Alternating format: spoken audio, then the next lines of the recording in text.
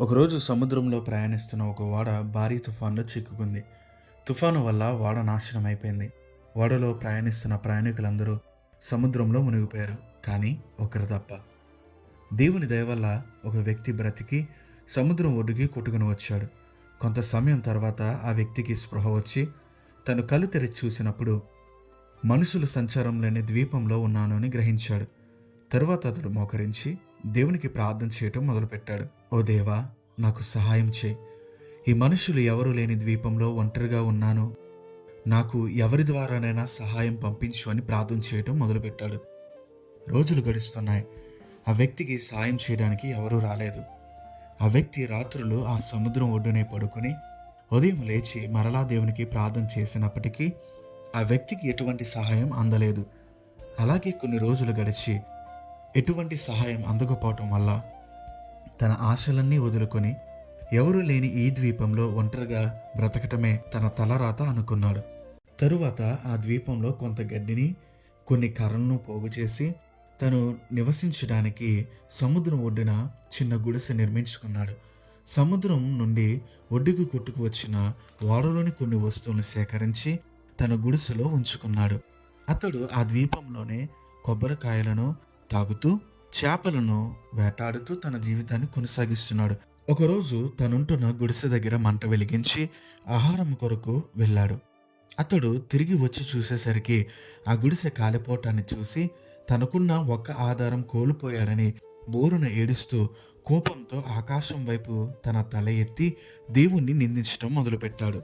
ఓ దేవా, నా కొరకు ఎవరినైనా సహాయం పంపమని వేడుకున్నాను. అయినా నా ప్రార్థన ఆలకించలేదు. నేను జీవించటానికి నా కొరకు ఒక గుడిసెను నిర్మించుకుంటే దానిని నువ్వు కాల్చివేశావు. నువ్వు క్రూరుడివి అని అతడు నిరాశతో ఆ రాత్రంతా దేవుణ్ణి నిందిస్తూనే సముద్రం ఒడ్డున నిద్రపోయాడు. తరువాత రోజు ఒక పెద్ద శబ్దం వల్ల నిద్ర నుంచి మేలుకొని చూస్తే ఒక ఓడ ఒడ్డుకి రావటాన్ని గమనించాడు. తను కళ్ళుతో ఆ నిజాన్ని నమ్మలేకపోయాడు. చివరికి నాకు సహాయం అందిందని ఆనందించాడు. తరువాత ఆ ఓడ ఎక్కి తన ఇంటికి ప్రయాణించడం మొదలుపెట్టాడు.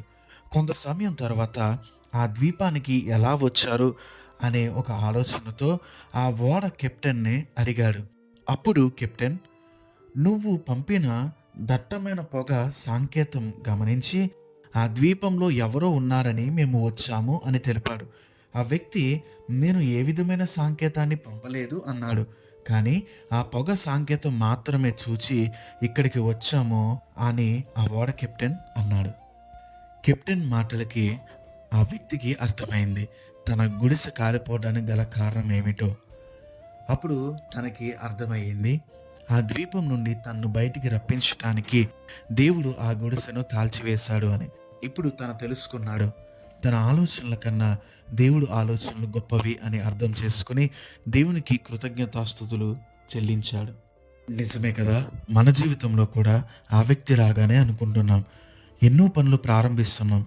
ఆ పనులు కొన్ని జరుగుతున్నాయి, కొన్నిసార్లు జరగవు. మనం అనుకున్నది ఒకటైతే మరొకటి జరుగుతుంది. ఆ సమయంలో మన విశ్వాసాన్ని కోల్పోయి దేవుణ్ణి మనం దూషిస్తాం, నిందిస్తాం, అవమానిస్తున్నాం. దేవుణ్ణి మనం దూషిస్తున్నాం, నిందిస్తున్నాం, అవమానిస్తున్నాం. ఆ వ్యక్తి కూడా తన పూర్తి జీవితం ఆ ద్వీపంలోనే అనుకున్నాడు. కానీ దేవుని ప్రణాళిక వేరుగా ఉంది. రక్షించబడ్డాడు.